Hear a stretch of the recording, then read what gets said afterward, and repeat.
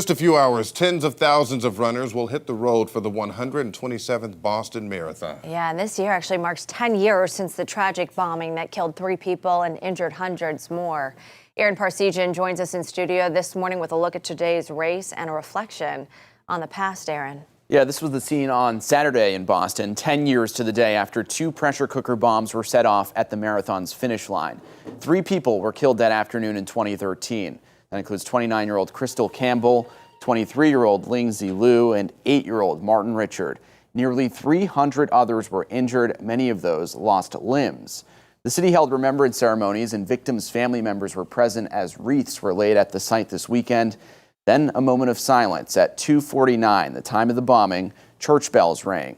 April 15th is now called One Boston Day. It serves as a day of remembrance each year where people are encouraged to volunteer, donate, be kind, and remember those affected by the tragedy. We're a place that will fight for each other, will take care of each other, and all throughout the day there have been acts of kindness and service.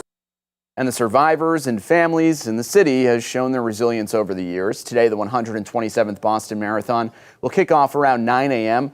30,000 runners from more than 100 countries will take part. Now, so many people feel connected to this, whether they, have people that ran in it or not. But this was one of those things that just stopped the whole nation. Everybody remembers where they were when this happened, almost like 9/11. But this is where your family was, in Watertown, nearby. Yeah, so where I grew up, where my family was living at the time, my childhood home in Watertown was about a half mile where they actually found the bombing suspect at that time, who was still alive in a boat. Underneath a boat, Yeah, in a boat just half mile down the road. So my parents were all locked down in that city. The manhunt was going on for 3 days, sending me photos of the officers heavily armed walking through our driveway, our backyard. It's a pretty wild scenario. My goodness. And that search going into the wee hours of the morning. Thank you, Aaron. Appreciate that.